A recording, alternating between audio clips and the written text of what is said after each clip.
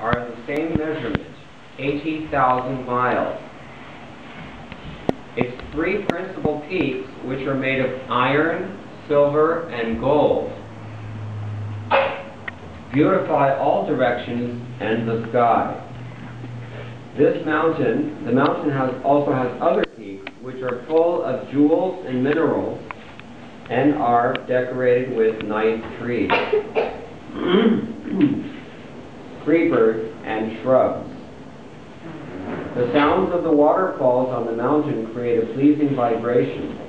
In this way, the mountain stands, increasing the beauty of all directions. This is in the heavenly planet, not here, in case you couldn't guess. The best we can do in Southern California is maybe Lake Arrowhead or something like that. San Bernardino Mountains, they've made it into national parks because basically it's the best we've got. But the trees are being diminished every year and the garbage is filling up and it's just not comparable. Here we have three peaks made of iron, silver, and gold. In this world there are certain landmarks. For example, if you go to Switzerland, famous mountain there, Matterhorn, distinctive shape also. They've even imitated it at Disneyland. For those of you who've taken the kids there, you have it also. But anyway, this is Trikuta Mountain. It is in the Svargas. The ground at the foot of the mountain is always washed by waves of milk, because this is on the shore of the Milk Ocean. Actually, it can't be in the Svargas, it's on the shore of the Milk Ocean, right? Where is this? Anyway, I'll read. Waves of milk that produce emeralds all around in 8 directions, north, east, south, west, and the directions midway between each of them. There are different categories in Sanskrit. Sometimes you get 10 directions and sometimes you get 8 directions. So 8 directions means your cardinal directions and your, what do you call them? Yeah, ordinal directions maybe. So if you add up and down, then you get 10 directions. That's another class given. Dishai. So the inhabitants of the higher planets, Siddhas, Charanas, Gandharvas, Vidyadharas, serpents, Kinnaras, and Apsaras, go to that mountain to sport. Yeah, so it seems like it's in the heavenly realm.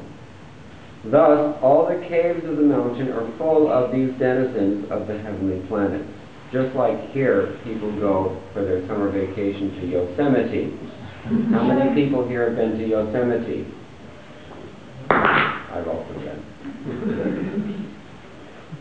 So the Siddhas and the Charanas, the Gandharvas, the Vidyadharas, these are classes of higher living beings, more pious than us, but not completely pure yet. They still have their material desires. So they're given middle management of the cosmos. They're given a position in universal administration. So for their vacations, they go to this place, Trikuta. As Prabhupada points out here in his short purport. As ordinary men play in the salty ocean, we've got a salt ocean. They have a milk ocean there. As ordinary men play in the salty ocean, the inhabitants of the higher planetary systems go to the ocean of milk. They float in the ocean of milk and also enjoy various sports within the caves of Trikuta Mountain. Here we have Magic Mountain in Valencia. So there they have Trikuta Mountain. Because of the resounding vibrations of the denizens of heaven singing in the cave, the lions there, being very proud of their strength, roar with unbearable envy, thinking that another lion is roaring in that way.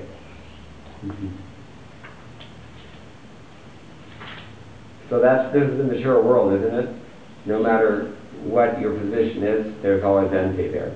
Either you have opulence that someone else is envious of you for, or there's someone else has opulence that you find unbearable.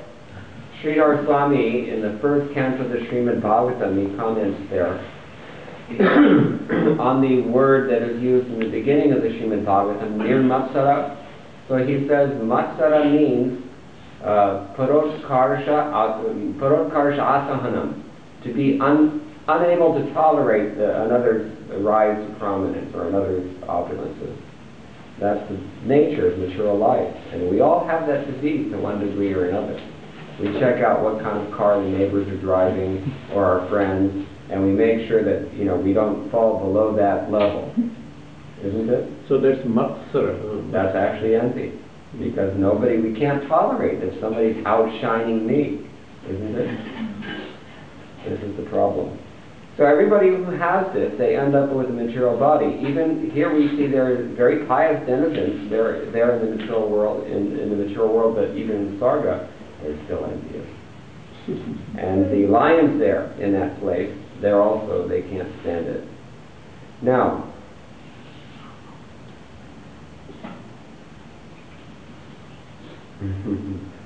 Prabhupada, I won't read the whole purport, but Prabhupada says, although they cannot even estimate the varieties existing throughout the universe, those who are proud of their knowledge are accepted as learned by persons of a similar category. Materialistic leaders are praised by dogs, hogs, camels, and asses, and they themselves are also big animals. One should not be satisfied with knowledge imparted by a big animal. What is Srila Prabhupada talking about here? He's calling all the leaders of society big animals. Why is that? Because every animal knows it very well that this is me, this thing that I'm in, this body. Isn't it? Every animal knows that much. He doesn't know that he's called a cat. He doesn't know that he's called a dog or a hog or a camel or an ass. But he knows it well that this body that I'm in, this is me.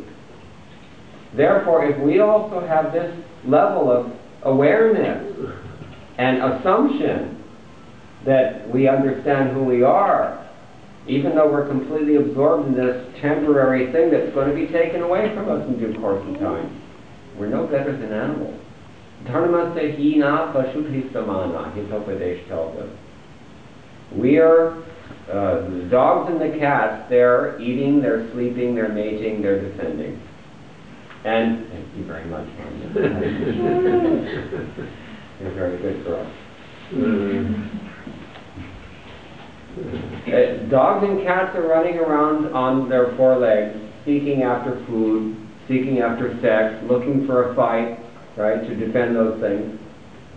If we are doing the same thing on four wheels, Prabhupada says, then where is the real advancement? We've just sophisticated animalism. Once a god sister of mine, Govinda Dasi, she had some problem when she was in Hawaii. In the temple in Hawaii, she was preaching to some younger devotees, and they looked up to her for guidance. And meanwhile, above her, the managers, they were fighting amongst themselves. And so she didn't know what to do. One person was trying to take control of the temple, and another person was also trying to, you know how it goes. Every temple has this problem. It's not even just in ISKCON. In other temples also I've seen they fight like that. Yeah. So she went to Srila Prabhupada and she told him, I don't know what to do because these people are asking me for guidance. I'm not sure who's in charge, what's right, what's wrong. Please instruct me. This is the right thing to do when we have a problem. We approach a superior person, submit humbly. So Prabhupada, she says, he leaned back and he just closed his eyes for a minute. And then he said, the mouse is afraid of the cat. The cat is afraid of the dog. The dog is afraid of the jackals, bigger dogs. Jackals are afraid of the lion. The lion is afraid of the elephant. But as far as we're concerned, they're all animals. You get it? If we're dealing on this platform of mutual envy and fighting and all these things, then what really distinguishes us from the animals? Dharma is meant to distinguish us from the animals in this way. So even here we see in the Svarga Loka, in the heavenly planets, where you get mountains of gold, mountains of silver or iron, Or the ocean of milk is washing up emeralds. It's so inconceivable to us that we hardly believe it. Well, that's mythology. That's old books. Nobody really knows these old fuddy-duddy Sanskrit books. Somebody was asking this about this the other day. We were talking about frogs. Frogs. Anybody know what's happening with frogs now in the world? Any biologists here? Various ways. The DNA is being muted, and we don't really know what it is. It could be any number of things. It probably is. But there's something that we're doing that's causing this to them. Mm-hmm. So we were talking about this. We read these outlandish statements in the 80,000 miles, for crying out loud, in the Srimad Bhagavatam. Or we read about, for example, Timingila fish. Anybody know what they are? They eat whales. The way that whales swallow plankton wholesale, hundreds and millions of plankton, these Timingila fish, they come and eat the whales like that. They're huge, huge ocean creatures, and we don't really see them, so we don't believe in them either. But the day is coming when we will no longer believe in frogs also. So we have to bookmark this and think about it a little bit. Spend some time thinking about this sometime when you have some leisure. Of course, people don't really have leisure in the modern world because there are those who stand in a superior relationship to us, where the power is over us, and they make sure that we're working hard. The corporations that control the governments, that control all the citizens all over the world, they don't really like an idle mind, because an idle mind is the devil's workshop, right? And you'll keep your attention off of us and off of what we need, and you might just have some time to think about God. We can't let that happen, because, my God, a person would become self-satisfied if he thinks of God. We can't handle santushti. It's bad for the economy. Anyway, this is the world of envy, and even in the Svargalokas we see it. So let's move on. The valleys beneath Trikuta mountain are beautifully decorated by many varieties of jungle animals, and in the trees, which are maintained in gardens by the demigods. Demigods are maintaining gardens in this place. They're so fond of it. Varieties of birds chirp with sweet voices. Trikuta mountain has many lakes and rivers, with beaches covered by small gems resembling grains of sand. When you go to Vrindavan and you wander around in Ramanreti, where our temple is, that environ of Vrindavan, you can notice that in the sunshine, because in India we always have bright sunshine, the sand is very fine and powdery, but it sparkles. Why does it sparkle? Because it's actually made of powdered churnita, chintamani gems, transcendental gems, made of Satchit Ananda. That is Vrindavan. So here also, in this mature world, we have less valuable gems, and they resemble grains of sand. They're very tiny, like diamonds sometimes. Little tiny diamonds they get, like this also. The water is as clear as crystal, because this is a lake.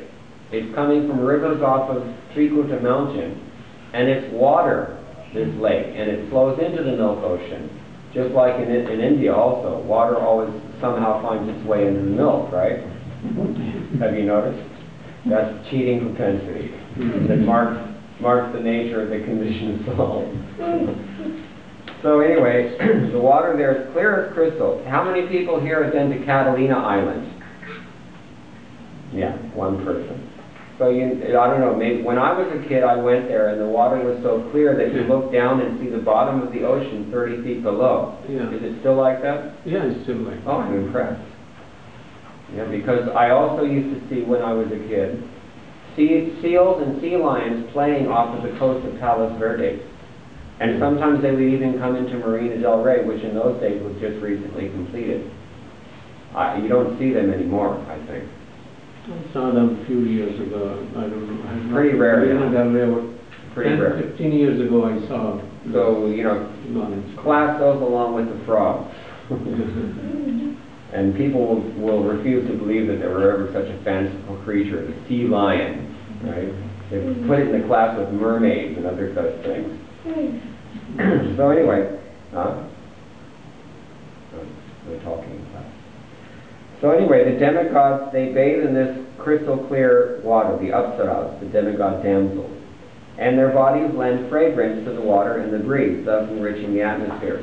In this world, when we take a bath in the bathtub, if you have time to do that, it doesn't lend fragrance to the water. It removes the stench from your body, right? So in the demigods, they don't have bodies that smell like ours. They have bodies with a very pleasing fragrance. So much so that when they bathe, it taints the water with a nice smell. Anyway, let's read on because in a valley of Srikuta mountain, there was a garden called Ritumat. This garden belonged to the great devotee Varuna and was a sporting place for the damsels of the demigods. Who is Varuna? Varuna? In charge of? Water one. Yeah, he's in charge of the ocean in particular. So he's a very powerful person, but for his vacation he goes to this place. Flowers and fruits grew there in all seasons. Among them were Mandara, Parijata, Patala, Ashoka, Champak, Chuta, Pialas, Panasa, mangoes, Amratakas, Kramakas, coconut trees, date trees, and pomegranates. There were Mazukas, palm trees, Tamalas, Asanas, Arjunas, Arishtas, Urumbaras, Flakshas, banyan trees, Kimshukas, and sandalwood trees. Sandalwood trees is another thing. People will refuse someday to believe that there's ever such a thing. Or fragrant wood. Who's ever heard of such a, right? But in this heavenly realm, they grow pretty common. Here, it's not so common. That's why it's very expensive if you can even find real sandalwood, which is hard. Every year, because we take tails for the deity, before his bath, he gets a massage with nice oils, should be nice oils. And every year, I notice that it's like a little more watery and looking more like alcohol, and not, real oils are thick and they're very fragrant. So there were also Pichumardas, Kolidar, Sarala, Suradaru, grapes, sugarcane, bananas, jambu, bandari, akshas, abhayas, and amalaki. Anybody know what is amalaki? Amalaki is amla, the gooseberry. Yeah. Very powerful. These are all powerful herbs and plants and fruits. In that garden there was a very large lake filled with shining golden lotus flowers, and the flowers known as Kumud, Kahlara, Utpala, and Shatpatra. Actually, these are all different kinds of lotus, right? Kahara, Shatpatra, what's another one? Kumud, Utpala, right? You've heard of Nilotpala, for example, blue lotus. They're water lilies, actually, which added excellent beauty to the mountain. There were also bilva, kapitha, jambira, and bhulataka trees. Intoxicated bumblebees drank honey and hummed with the chirping of the birds, whose songs were very melodious. The lake was crowded with swans, karandavas, chakravakas, cranes, and flocks of water birds, datyuhas, koryashtis, and other murmuring birds. Because of the agitating movements of the fish and tortoises, the water was decorated with pollen that had fallen from the lotus flowers. The lake was surrounded by kadamba flowers, vetasa flowers, nullas, nipas. What's nipa? It's another name for kadam. Vanjulakas, kundas, kurubakas, ashokas, shirisha, kutaja, inguras, kubjakas, swarnayuthis, nagas, Nagas, Jatis, Mallika, that's, everybody knows that. Mallika? Jasmine. Yeah, jasmine. Many kinds of lotuses in Sanskrit, many kinds of jasmine also. Yeah. It shows the number of synonyms we have for a word shows the concerns of the human being, right? Here we have many different kinds of words for other things. But okay, so Shatapatras, Jalakas, Madhavilata, That's another kind of jasmine Madhavi. The banks were abundantly adorned with varieties of trees that yielded flowers and fruits in all seasons.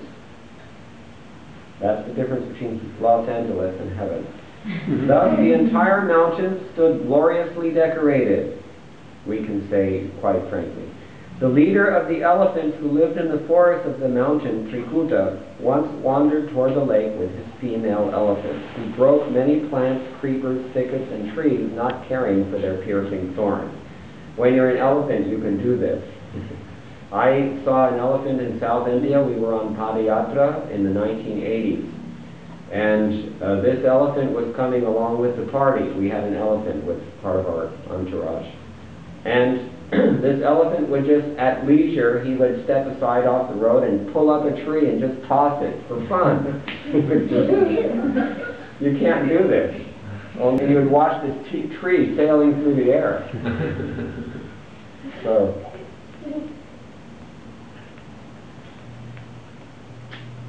judging from the purport by Srila Prabhupada, judging from the exalted description of the lakes and rivers on Trikuta mountain, on earth there is no comparison to their super excellence. On other planets, however, there are many such wonders. For instance, we understand that there are 2 million different types of trees. Not all of them are exhibited on earth. That's why we don't recognize some of these, it seems. Srimad Bhagavatam presents the total knowledge of affairs of the universe. It not only describes this universe, but also takes into account the spiritual world beyond the universe. No one can challenge the Srimad Bhagavatam's descriptions of the material and spiritual worlds. Why? Because it's not coming from here. That's why it seems to be fantastic, because it's taking a very broad view of this entire cosmic manifestation beyond our comprehension. How can you explain the concept of Los Angeles to an ant? He has no frame of reference. Even if he had intelligence, it's beyond his capability. So we're like that. The leader of the elephants who lives in the forest of that mountain, yeah, we've read this already. So he broke all these trees and things when he was going through this. He doesn't care. Simply by catching scent of that elephant, all the other elephants, tigers, and other ferocious animals such as lions, rhinoceroses, great serpents, and black and white sarajas fled in fear. The chamari deer also fled. By the mercy of this elephant, animals like the foxes, wolves, buffaloes, bears, boars, gopuchas, porcupines, monkeys, rabbits, and other deer, and many other small animals loitered elsewhere in the forest. They were not afraid of him.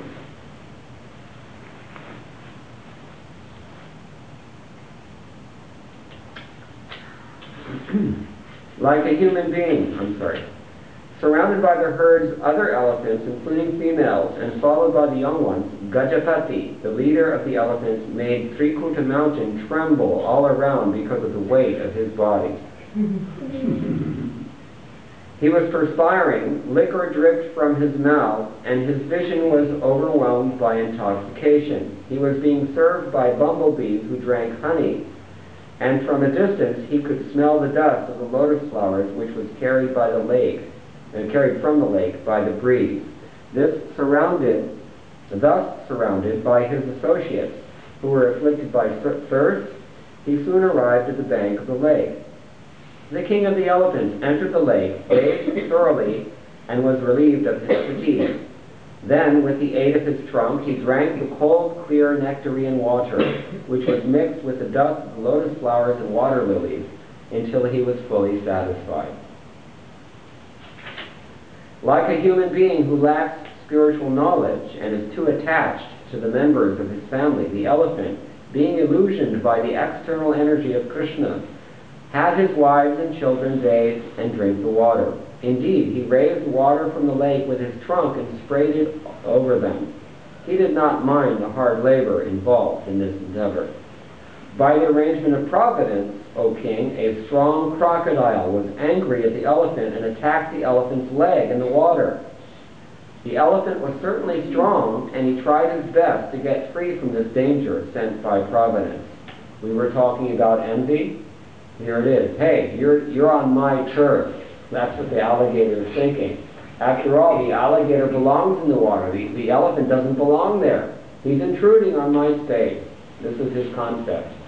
Therefore, he clamped down and locked on and shook vigorously, trying to get rid of this elephant. Thereafter, seeing Gajendra in that grave condition, his wives felt very, very sorry and began to cry. That's all wives can do in such a condition. The other elephants wanted to help Gajendra, but because of the crocodile's great strength, they could not rescue him by grasping him from behind. O king, the elephant and the crocodile fought in this way, pulling one another in and out of the water for 1,000 years. That's 1,000 years is in the Deva's realm. It's a long, long time. Upon seeing the fight, the demigods were very surprised. Thereafter, because of being pulled into the water and fighting for many long years, the elephant became diminished in his mental, physical, and sensual strength.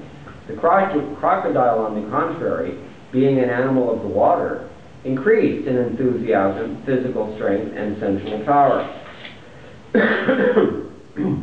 Prabhupada writes in his purport here that this demonstrates the importance in this world of being in your element, as we say in English. What does that say? What do we say in Sanskrit for that? You have to be situated in your swabhava and in your swadharma, in your natural inclination, in your tendency, which the Shastra will direct you to do. You cannot be effective if you're not situated in your dharma. It's a very important point. And here we see that the Gajendra, even though he was such a powerful elephant, because he was not in his swabhava, he was losing the fight. And because the crocodile was acting in his swabhava, he was winning.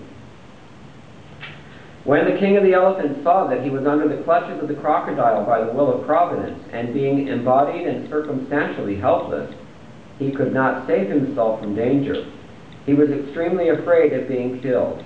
He consequently thought for a long time, and finally reached the following decision. There's a nice verse about this from Bilva Mangala Thakur. Well, there are many nice verses. We all know the song, He Govinda, He Gopal, right? He Govinda Rakho Shana Abto Jivan Hai. It's about the same pastime. So Bilva Mangala Thakur says that when Gajendra was harassed and attacked in this way by the crocodile, what did his friends do? They tried to help him first, but when they saw that they couldn't help him, what did they do? Turn away. They all scattered. In this mature world, when you're having a hard time, this is what you can expect. Your friends will all scatter. Or, even worse than that, sometimes what do they do instead? They turn on you. When they find that you're down, then they take advantage of you. Yeah. So-called friends in this mature world. We've experienced all of us. And even his poor wives, what could they do? They couldn't really do anything. They could cry. And he's watching them on the shore crying for him. He knows it's hopeless. Imagine what he was feeling at this time. We may find ourselves in a similar condition one day. That's why this story is here. We have to know how to deal with it when it happens upon us, because it certainly will. It's just a question of time. The karma is going up and down like the spokes on a wheel that's spinning, Kalidas says, the Sanskrit poet. A wheel spinning very fast, you don't notice who's on top and who's on the bottom. It doesn't matter because it's so insignificant. The thing is spinning so fast it's a blur. But due to the time factor, we may be sitting on top of the world right now, but we'll be on the bottom of the world in due course of time. It has to happen this way. It always does. So unfortunately, this was Gajendra's position. So he began to consider, the other elephants who are my friends and relatives could not rescue me from this danger. What then to speak of my wives? They cannot do anything. It's by the will of providence that I have been attacked by this crocodile, and therefore I shall seek shelter of the Supreme Personality of Godhead, who is always the shelter of everyone, even of great personalities. The Supreme Personality of Godhead is certainly not known to everyone, but he is very powerful and influential. Therefore, although the serpent of eternal time, which is fearful in force, endlessly chases everyone, ready to swallow him. If one fears this serpent and seeks shelter of the Lord gives him protection, for even death runs away in fear of the Lord. I therefore surrender unto him, the great and powerful supreme authority, who is the actual shelter of everyone. Chapter 3, Gajendra's prayers of surrender. They're a little long, so I'm just going to read the summary here. In this chapter, the prayers of Gajendra, the king of the elephants, are described. It appears that the king of the elephants was formerly a human being known as Indradyumna, and that he learned a prayer to the Supreme Lord. Fortunately, he remembered that prayer and began to chant it to himself. First, he offered his respectful obeisance to the Supreme Personality of Godhead, and because of his awkward position in having been attacked by the crocodile, he expressed his inability to recite prayers nicely. Nonetheless, he tried to chant the mantra and expressed himself in appropriate words as follows. Vishaka. He said, "The Supreme Personality of Godhead is the cause of all causes, the original person from whom everything has emanated. He is the root cause of this cosmic manifestation, and the entire cosmos rests in him. Yet he is transcendental, for he does everything in relation to the material world through his external energy. He is eternally situated in the sky. Although the transcendental Supreme Personality of Godhead is perceivable by everyone, only the pure devotees perceive his presence and activities." In other words, it's possible for us to perceive the Lord, but we don't until we become pure devotees. Everybody can do this, but we don't. Out of choice, we don't do it. The Supreme Personality of Godhead is completely free from material birth, death, old age, and disease. Indeed, if anyone in this material world takes shelter of him, he also becomes situated in that transcendental position. For the satisfaction of the devotee, the Lord appears and exhibits his activities. His appearance, disappearance, and other pastimes are not at all material. One who knows this secret can enter into the kingdom of God. In the Lord, all opposing elements are adjusted. The Lord is situated in everyone's heart. He is the controller of everything. He is the witness of all activities, and he is the original source of all living entities. Indeed, all living entities are parts of him, for he is the origin of Mahavishnu, who is the source of the living entities within this material world. The Lord can observe the activities of our senses, which can work and achieve material results because of his mercy. In the Dharma Shastra, there's a nice verse that we sometimes chant when we rise in the morning. Prata prabodhito Vishnu rishikeshena yatvaya. What does that mean? My dear Lord, thank you for waking me up in the Brahma Muhurta, those of us who rise before sunrise. Because the Lord can wake us up. If he doesn't give his mercy, we can't wake up. So devotee is conscious. Rishikesha. He's called Rishikesha. He controls our senses. He owns them and controls them for us. The Kena Upanishad has this as its topic of discussion. Who is it that gives sight to the eyes? How is it that the ears hear? Where does this faculty come from? We don't think about these things usually. We think about, how to get home in time for prasadam, how to pay the bills. We don't think about these things because those who are exploiting us make sure we don't have time to think about them. If we have time to think about them, we might become peaceful. We can't let that happen. We've already done that. So anyway, this is Rishikesha. And the Lord, although he is the original source of everything, he is untouched by any of his byproducts. In this way, he's like a gold mine, which is the source of golden ornaments, and yet is different from the ornaments themselves. The Lord is worshipped by the method prescribed in the Pancharatras. He is the source of our knowledge, and he can give us liberation. Therefore, it is our duty to understand him according to the instructions of devotees, in particular the spiritual master. Although for us in the mode of goodness is covered, although for us the mode of goodness is covered, by following the instructions of saintly persons and the spiritual master, we can be freed from the material flesh. The material the self-effulgent material form of the Supreme Personality of Godhead is adored by non-devotees.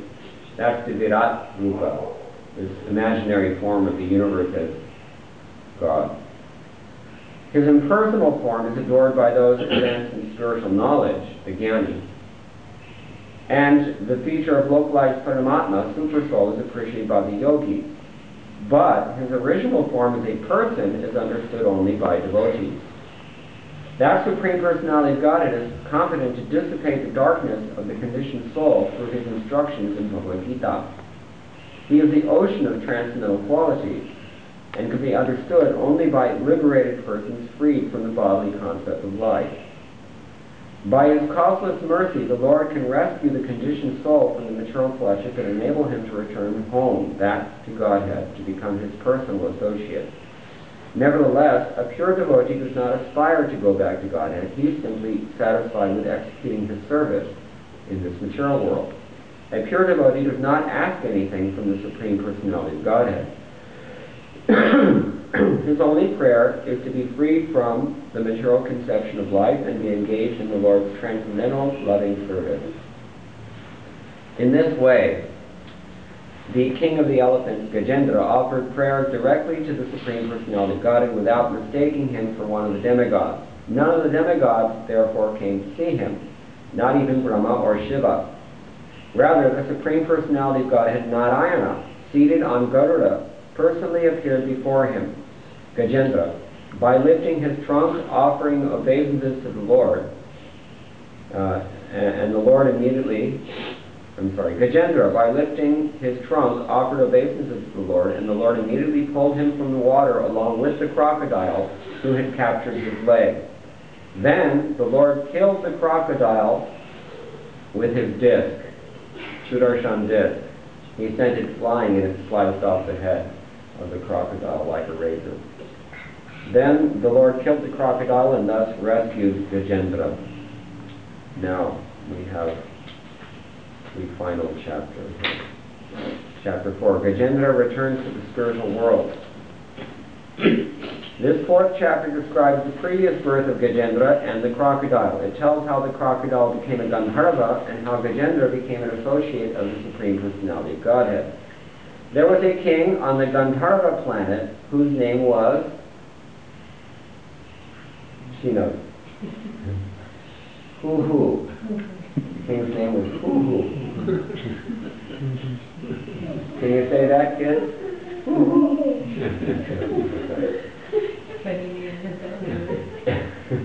So he was, who was King Hoo-hoo?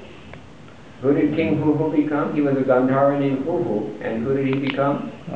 He became this crocodile in the heavenly realm. So one day you're a Gandharva, even you stay in Svargaloka, this is called horizontal movement.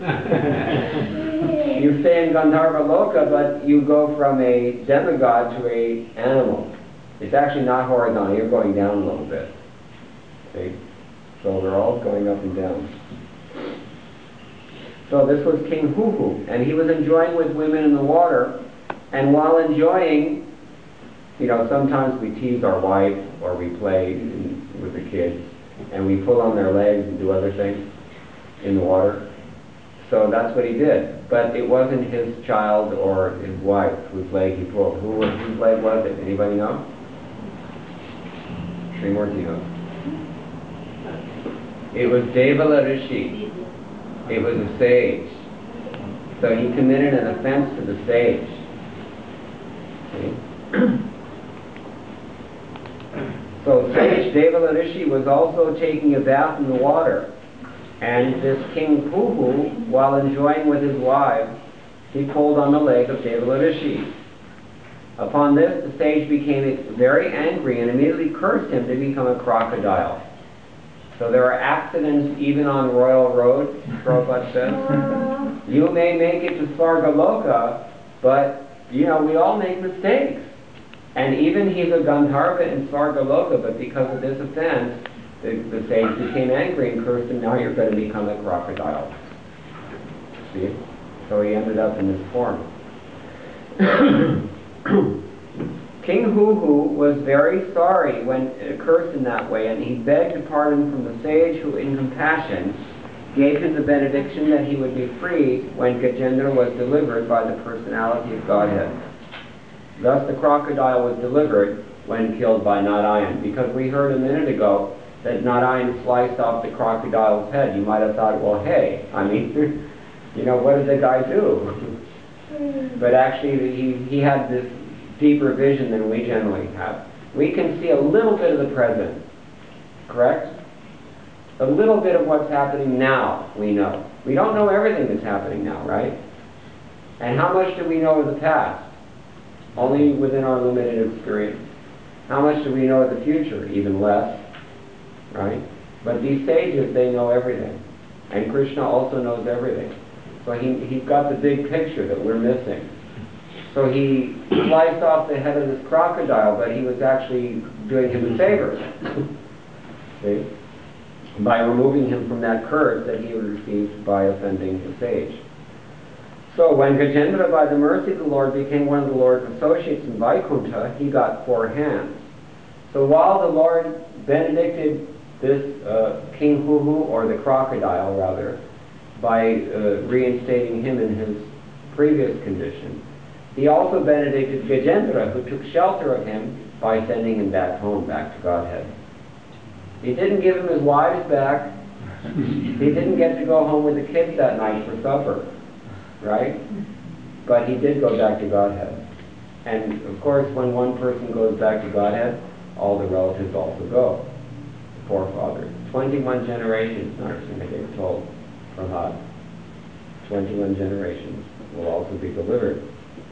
So they got mercy too. So this achievement is called Sarupya Mukti, or the birth had been a great devotee of Lord Vishnu. His name was Indradyumna, and he was the king of the Tamil country. How many here from Tamil Nadu? 1, 2. So this king was previously a human being, and he was the king of Tamil Nadu. Then he became Gajendra, the elephant. His name was Indradyumna. Following Vedic principles, listen to what happened here. The king retired from family life and constructed a small cottage in the Malayachala hills, where he always worshipped the Supreme Personality of Godhead in silence.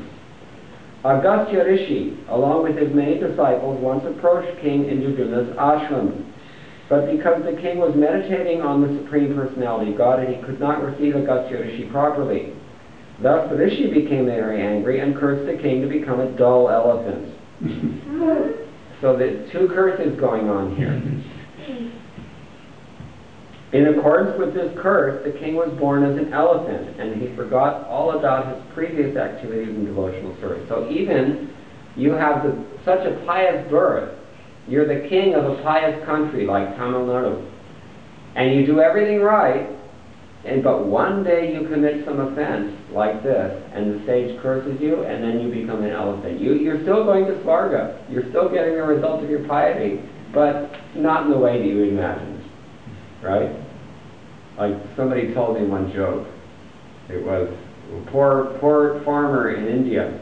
He meets, some genie or something who gives him a benediction. You heard this one? He said, what would you like? He said, I want to be born in Beverly Hills, and I want to be surrounded by beautiful women, and I want to be driving in a nice car, and have everything according to my pleasure. And so the genie said, Tathastu. You know this one? You've heard it before, right? Yeah. And so then he got his wish fulfilled, and he was born in Beverly Hills, no money problem at all. He was sitting on a satin couch, and people were feeding him, and he was surrounded by adoring women, and he was driving in a nice chauffeured car because he was a poodle. Not exactly what he had in mind. You see? So similarly, this King Indradyumna, he was born in Sargaloka, but he was an elephant. So it didn't quite work out. And this world is always like that, if you think about it. Tamal Krishna Goswami, he used to break it down in 3 ways. Number 1, you don't have the karma to get what you want. So you don't get it. You're frustrated. Case closed. Number two, you can't have it. That's just the way it is sometimes. That's one possibility. The other possibility is that you get what you want and you lose it. And that's what happened here. You see?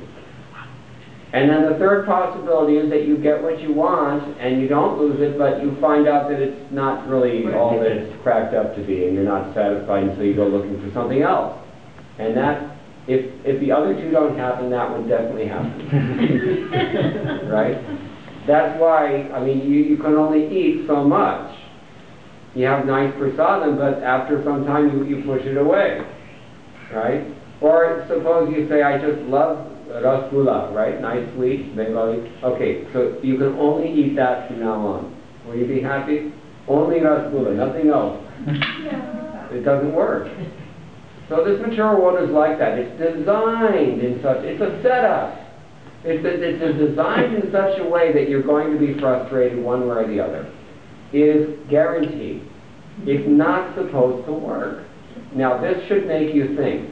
One time in Mayapur, Hadi Shari was describing, he was Srila Prabhupada's servant. So Srila Prabhupada was sitting in his room in Mayapur, and some birds had made a little nest outside the door sill of his room, and they were making noise in there, cheep cheep, all day long and night long. And Prabhupada was having trouble translating because, you know, it was creating a disturbance. So Prabhupada asked his servant, can you see where these birds are to remove the nest? So Hadi Shari very diligently climbed up and he removed the nest from the door sill, and he put it somewhere else, and who knows the birds what they did. Everything was okay the next night. And then the next night, after that, Prabhupada was translating and he heard this cheep cheep again. And he went and saw that the birds had moved back in again. Somehow or other they were determined. So he had Hadi Shari take the thing out again the next day. He removed it several times. Every time the birds would move back in again. Right? Because they didn't have the intelligence that we have to consider that somebody is deliberately trying to stop me from living here. They didn't have that capacity. Therefore, again, we say, if a human being is in this consciousness and can't figure it out, that the reason it's not working out is because it's not supposed to work, then that means we're on the same level as those silly birds. Or we're on the same level as those animals who are envious of each other and fighting and this and that. So we can cultivate higher wisdom if we choose, and that's why these narrations are here. Anyway, so that's what happened to this king. He ended up in Svarga, but he was the elephant because of his offense to Agastya Rishi. It makes sense because those of you from South India may know Agastya Rishi was in that part of the country, around Kerala and the hill stations and like that. So,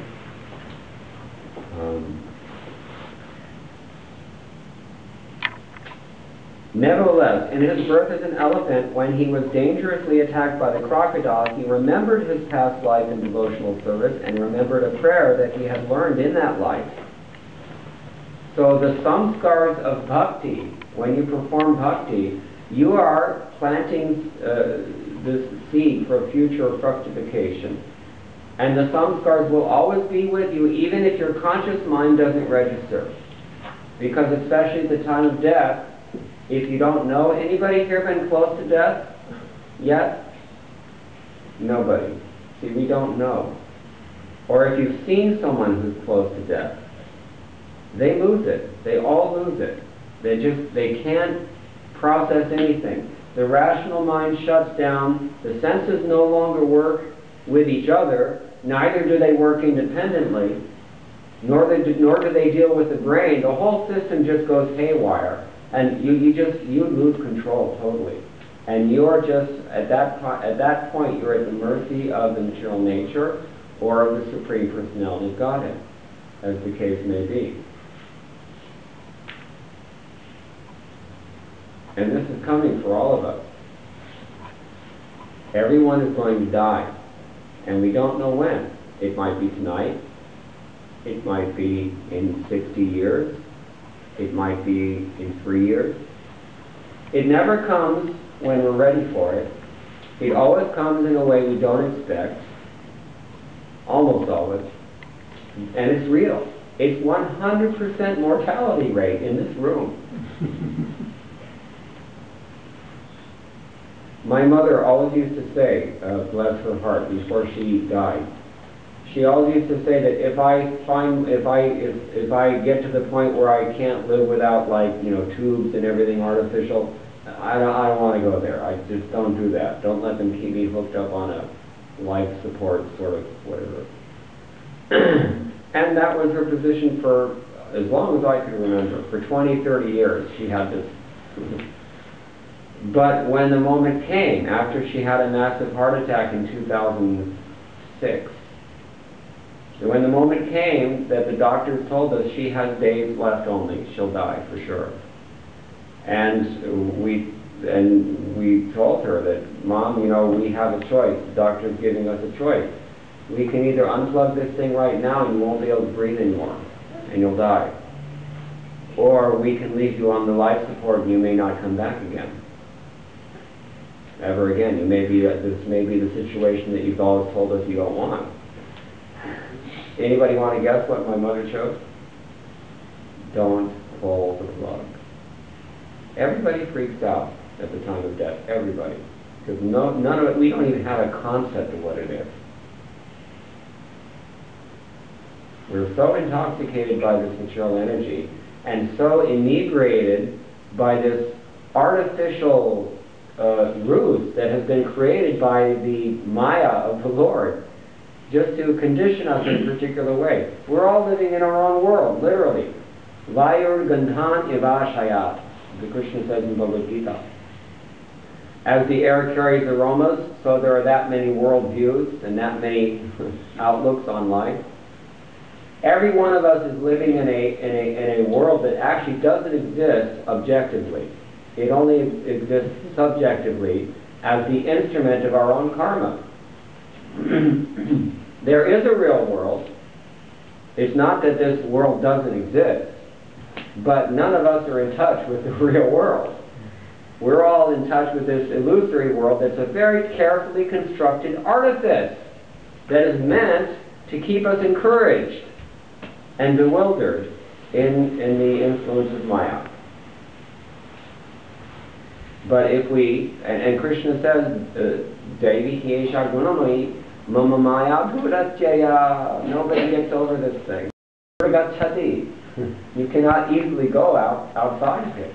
Fort, prison, Durga. This world is that thing only. We're all shackled here. And we're so bewildered by Maya that we think that this is reality. We think we have a clue as to who we are. We think that the faculties that we currently enjoy at someone else's expense, we assume erroneously that this is me, this is my real position, and it's going to always stay this way. No, sir. You can change when your planets change, when you go into Saturn, or when you go into Rahu. Your whole personality can change. I've seen it happen with people. We don't know what reality is, we don't know who we are, we don't know what's going on, and we don't know what's next, but we know something is coming, and that's called death.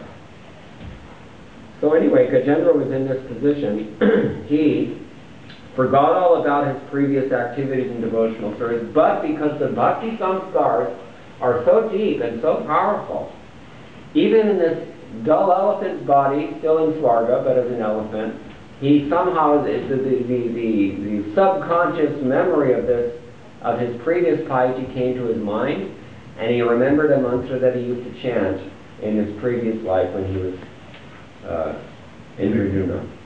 Therefore, Prabhupada writes in commenting on this passage that every one of us should very carefully practice chanting some mantra like this, so that in the next life it will be there. Even in our sleep, we should. You want to check and see where you're going in your next body? What did you dream last night? Anybody remember? Mark it. Carefully mark. What are you dreaming about at night? That's where you're going. That is the condition of your subtle body. And we know that the subtle body, the Sukshma Sharir, that's Antahakarana, they call it in Sanskrit, that is the mind, the intellect, and the ego, the triumvirate. They work together. that is the vehicle through which we are conveyed to another gross body when this one becomes no longer suitable for sustaining life. It's a great science. So, bhakti samskars are transcendental to that. They go deeper even than this antahakarana. And therefore this Maharaj, or the Gajendra, he could remember his existence as in his previous life as in the devotion that he was rendering, and he remembered the mantra. Therefore we should always very carefully focus our minds on this Mahamantra. Hare Krishna, Hare Krishna, Krishna Krishna, Hare Hare, Hare Rama, Rama Rama, Hare Hare. So that we can develop these samskars and take advantage of them. And God knows how long in the future, maybe millions of births later, it can come back. I know this because I haven't watched television for 40 years, but when I was a kid I did, and those samskars are still there. I can still remember the commercials that I used to hear from my childhood. Coke, it's the real thing. That was the jingle in the 1970s. I don't know what it is now. Did they still say that? No, then it was for the taste of it. Huh? For the taste of it. Now they say for the taste. Yeah, so anyway, but my point is there, that these samskars are very deep. Bhakti samskars, and also the materialistic activities, especially sinful activities if we commit, they're also very powerful.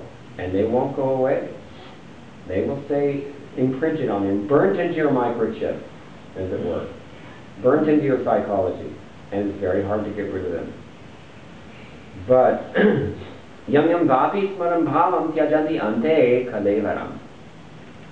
And Krishna says, whatever the state of mind you have at the time of death, that's where you're going. Hayati Nishchaya.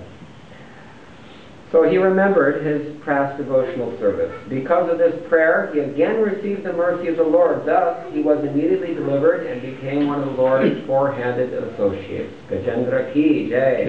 Bhaktavatsala Bhagavan ki jai. Now, let's hear the Phalashutri, because all of us are very fruitive in this world. We want to hear what happens if we hear this story. Okay. Where are we? Hold on a minute. Got the wrong chapter.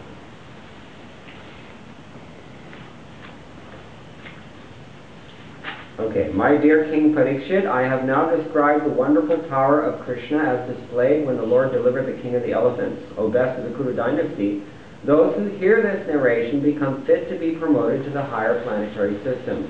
Simply because of hearing this narration, they gain a reputation as devotees. And they are unaffected by the contamination of Kali Yuga, and they never see bad dreams. It's an injunction that if we have a nightmare of some sort, then we can recite this Bhagavatam passage and we'll become relieved.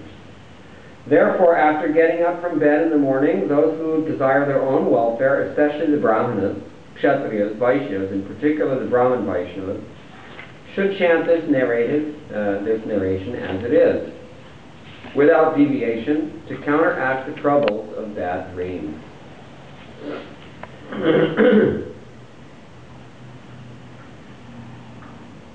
O best of the Kuru dynasty, the Supreme Personality of Godhead, the super soul of everyone, being thus pleased to address Gajendra in the presence of everyone there, he spoke the following blessing. So this is Narayana, who came and delivered Gajendra. Now he's giving Gajendra a benediction.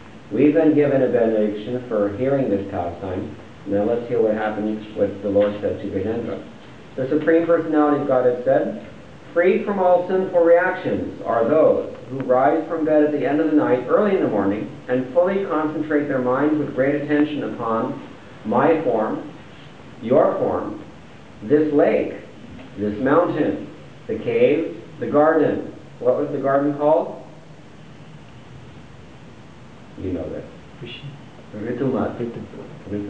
And what was the mountain called? Trikuta. That's easy, because there's a gold one, silver one, and an iron one. That's easy to remember. We can see it in our minds, right? And Krishna says if you do see this in your mind, as you recall this pastime, and a little over here. You become free from reactions.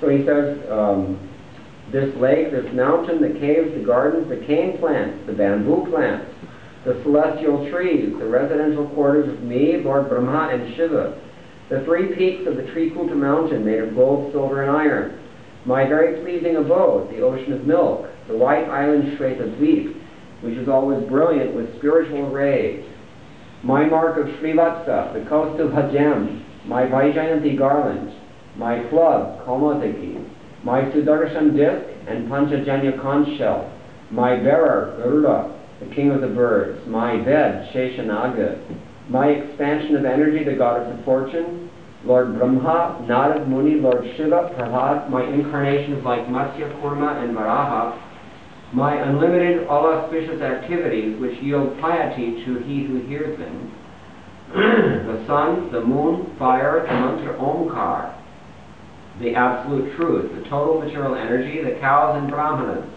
devotional service, the wives of Soma and Kashyapa, who are all daughters of King Daksha, the rivers Ganges, Saraswati, Nanda, and Yamuna Kulindi, the elephant Airavata, Dhruva Maharaj, the seven rishis, and the pious human beings.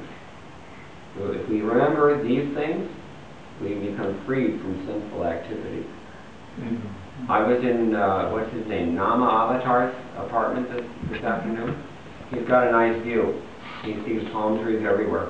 It made me remember what Srila Prabhupada said, that if someone sees a palm tree, he becomes pious. So that's one good thing about living in Los Angeles. There was one city, I think it was in Phoenix, Arizona. They cut off all the tops of the palm trees because they were coconut palms. They were afraid the coconuts were going to fall down and hit someone on the head and the city would have a liability. So they chopped them all off. And they told Prabhupada about this, and Prabhupada just shook his head and said, never in the history of Bengal, which is full of palm trees, has there ever been an instance of a coconut falling and hitting someone on the head. You know why coconuts, they don't hit people on the head when they fall? Lalita? Vishaka, do you know?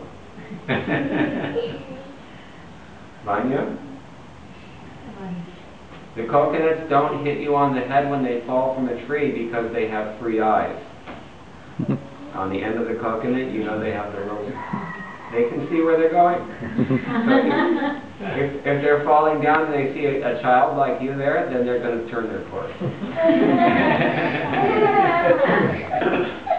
My dear devotees, unto those who rise from bed at the end of the night and offer me prayers offered by you, I give an eternal residence in the spiritual world at the end of their lives.